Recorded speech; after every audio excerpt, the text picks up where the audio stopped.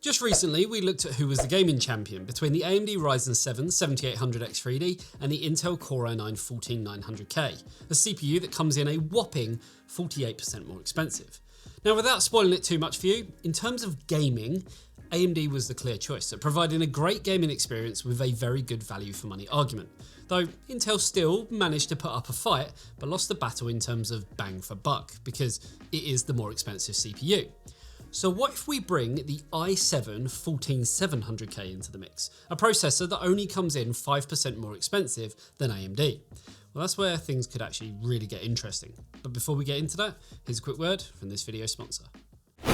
I'm never going to be an esports gamer. I never get any kills. I wouldn't be so sure of that. Is that Andy Raffel from eTeknix.com? Yes, my son. It is me, Andy Raffel from eTeknix.com. What are you doing here? I'm here to bestow upon you a gift that will transform you into a true gamer. With a 24.5-inch Full HD screen, 240Hz refresh rate, 0.5 millisecond response time, AMD FreeSync Premium, and height adjustability, you'll be gaming in the big leagues in no time. Oh, thank you. No problem, my son. Why don't you check out the link in the description below to find out more. So if you've not looked at our 7800X3D versus 14900K video, I definitely urge you to go and look at that first, as the results were actually quite interesting, with AMD having some big wins, but Intel bringing the fight in terms of the 1% lows.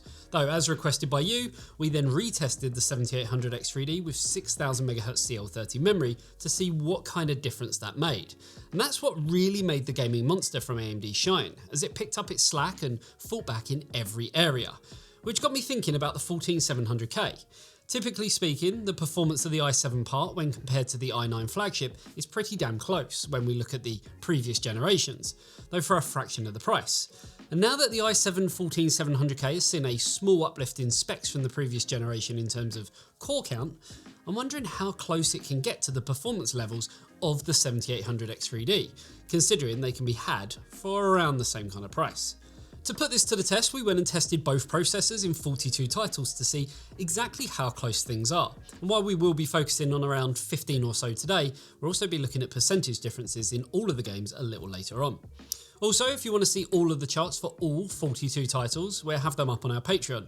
So if you're signed up to that, you'll have access, and if not, definitely check it out, as it not only helps support us, but also gives you a ton of cool perks. The link for that is down below. Now for the test benches, we tried to keep the parts in both systems as similar as we could, of course where we could. For our Intel system we used the Asus ROG Maximus Z790 Extreme motherboard, while our AMD rig used the Gigabyte X670E Aorus Master. For the Intel system we used 32GB of Team Group T-Force Delta RGB 7600MHz CL36 memory at its rated 7600MHz speed, and for the AMD system, as requested, we used the G-Skill Trident Z5 Neo 6000MHz CL30 kit. For the graphics card, and to eliminate any bottlenecks, we used the Inno3D RTX 4090, and all of our testing was done on Windows 11 and with each motherboard's latest BIOS versions available. Also, upon testing and looking at the data we had for the i7-14700K from our launch day review, we did actually go back and do some retests as the data just didn't line up with where we expected. Of course, we then retested the 7800X3D just to make sure that those results were right as well. So, with that out of the way, let's get into those glorious benchmarks. Kicking things off with a Plague Tale Requiem, where at 1080p on the Ultra preset we find the 7800X3D coming in 5% faster in the averages and 4% faster in the 1% lows, though both CPUs don't give any cause for concern at such a high frame rate anyway. As we move up to 1440p and 4K, AMD still maintain a healthy lead of about 5%, which, considering that the 7800X3D is the slightly cheaper of the two processors, is already off to a good start for the red team.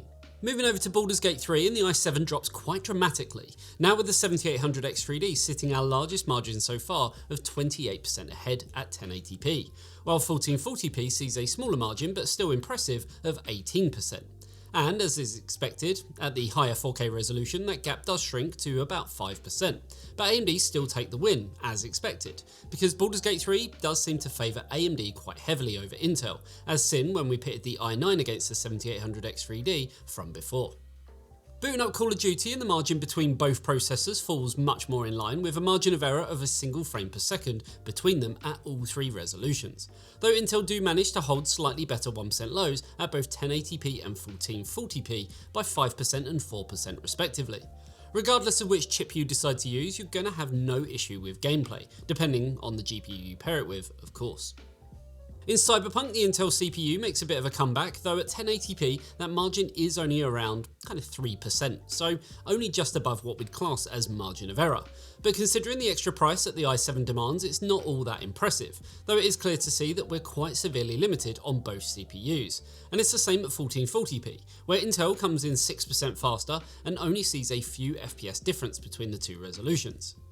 At 4K, we do see the CPU limitation being lifted as the GPU takes over, and Intel fall a slight 3% behind the AMD 7800X3D.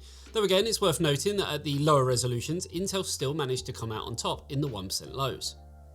Enabling ray tracing sees Intel keeping a firm 6% lead over the 7800X3D at 1080p, and with stronger 1% low figures too.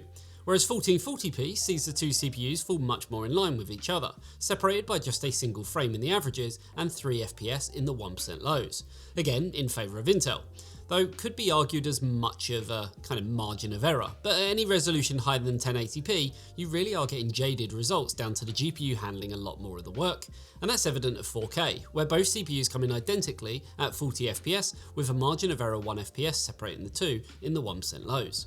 In F123, AMD is clearly favoured as they come out on top at every resolution, with a 17% gap over the i7 14700K, though at over 400 FPS, it's nothing you're likely to notice anyway. Then, moving up to 1440p, the margin shrinks to just 4%, but we're a lot less CPU bound here, whereas 4K has both CPUs coming in very close to each other as the GPU is taking over for most of the work. Turning ray tracing on by enabling the ultra high preset and things fall much more in line. Both CPUs come in with margin of error performance between them, separated by just a few FPS at 1080p, a single frame at 1440p, and identical results, even down to the 1% lows, at 4K. What is interesting is that both CPUs have their arguments here, as the 7800X3D is the stronger, albeit by a small amount at 1080p, but the i7 does dramatically better in the 1% lows at 1440p, and retesting garnered the same result. Looking at Far Cry 6, there's some bias with AMD, though both CPUs do have some clear limitations at 1080p.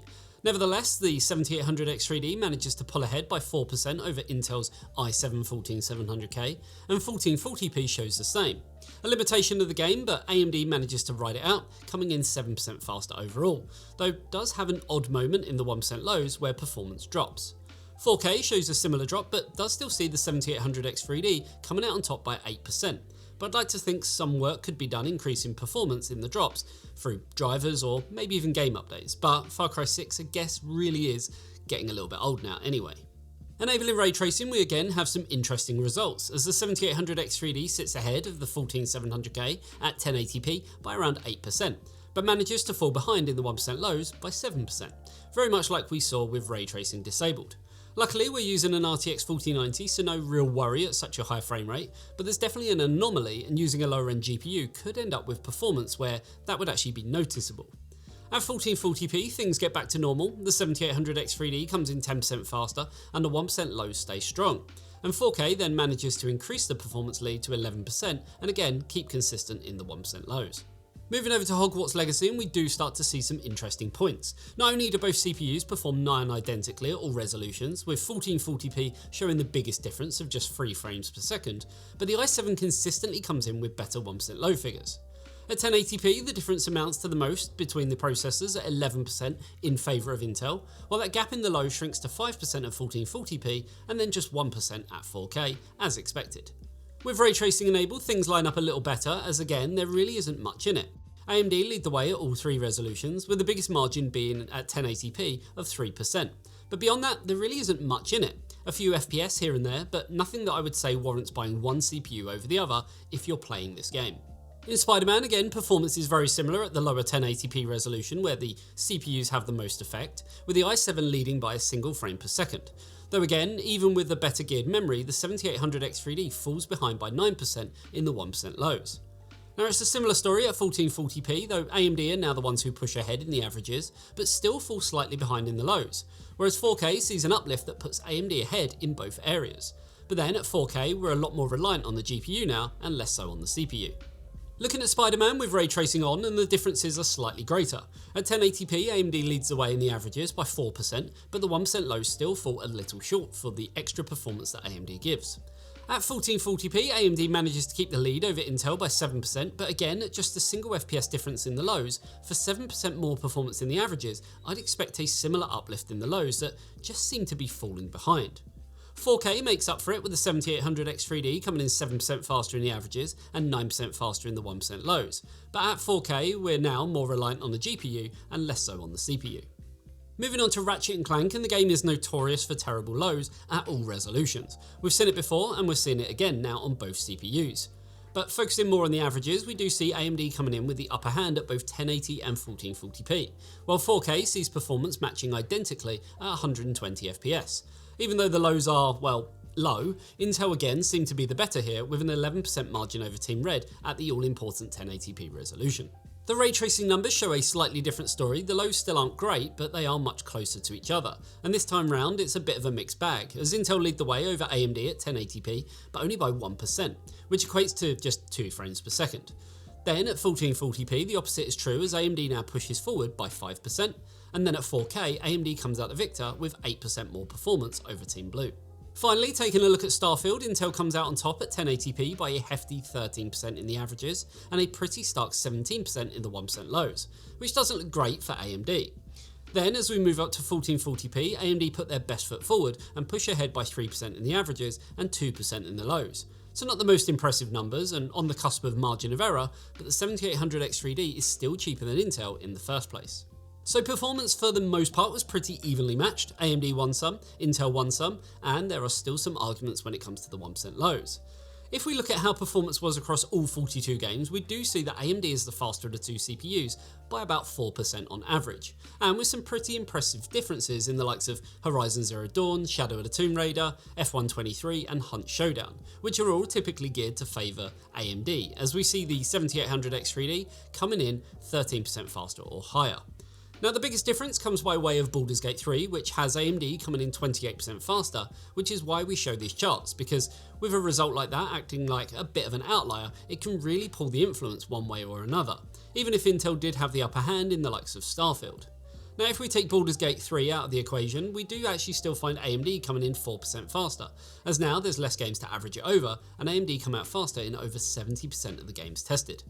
Now the 1% lows were a big point when we looked at the games individually, as it seemed a lot put Intel ahead by quite some margin. But again, taking a look at all 42 games, and things are actually much closer, and actually put the 7800X3D ahead by 1%.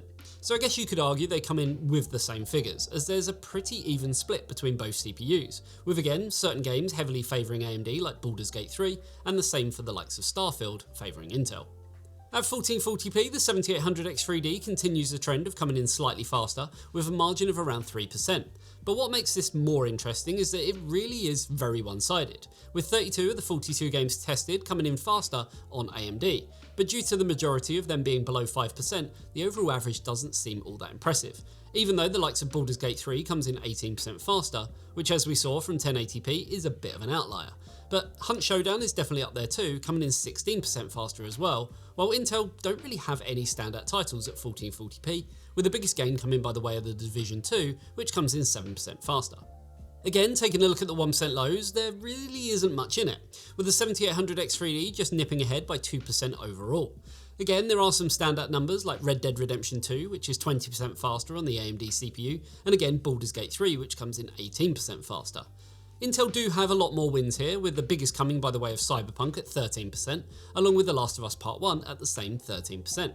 But most results from both sides are again single-digit differences for the most part. Lastly, as we move up to 4K, where the GPU is the biggest contributing factor, we again only see a small difference with AMD leading the way by 3% overall.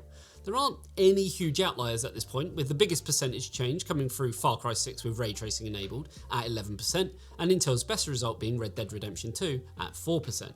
The rest of the games really were between 0 to 5% for the most part, so not a huge amount of performance in it, especially if getting such high frame rates like we did with our RTX 4090.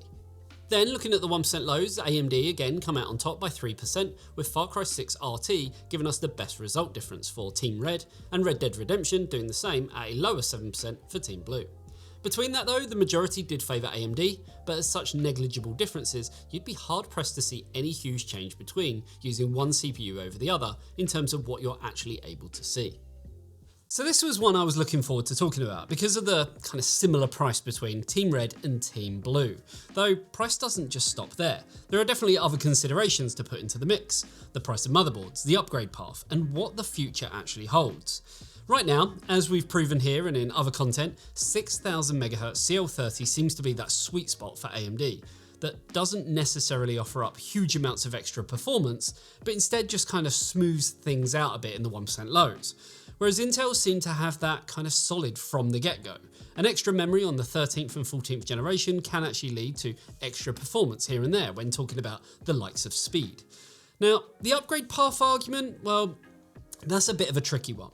Because when you look at AMD, it is probably the better choice, as Intel historically, and as we know from kind of what's confirmed, will see 14th gen and its current socket end there. But I'd also like to think that anyone running a 7800X3D or 14700K will see it lasting them for quite a long time to come anyway. And then when it is actually time to upgrade, you'll probably do a complete overhaul anyway. Though I am, I guess, generalizing here and not everyone is in the same boat. Now, one thing that is clear, and I'll apologize to the AMD fanboys now, sorry, Intel is the better all-rounder. It's a fact. While I get that today was all about gaming, that's kind of a point where the 7800X3D starts and ends. Sure, you can use it for other tasks, and I'm not talking about, loading up Chrome tabs, but in terms of real productivity, whether that be photo editing, video rendering, or 3D modeling, the i7 will do it, and typically do it better. What I'm trying to say is that if you're in the market for a new system, I think we're at a point where you really have to look at what you're trying to do with your system. Performance around the same price, at least in the case of these two processors, is so similar that you could make an argument for either of them. But AMD just has the edge in terms of gaming, which you'd expect, as the 7800X3D was made to be a gaming CPU, whereas Intel have the edge in other areas, which again is what you'd expect.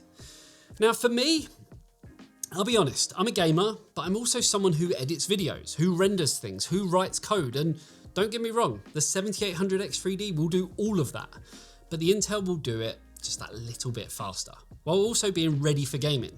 Though, to play devil's advocate, it will run more power hungry and hotter too. Fun times, eh? And that's going to do it for this one. Hopefully you enjoyed it. If you did enjoy this video, then a like and a sub to the channel would be amazing. And if you love what we do and appreciate the huge amounts of hard work that we put into these types of videos, then you can join the super special, secret, not so secret, Patreon club. You'll get access to a whole host of goodies, including exclusive behind the scenes content, access to the charts for all 42 games, bi-weekly game nights, meetups, plus much, much more. The link is, as always, down below. Thanks for tuning in. I'll see you in the next one. See you later, guys. Bye-bye.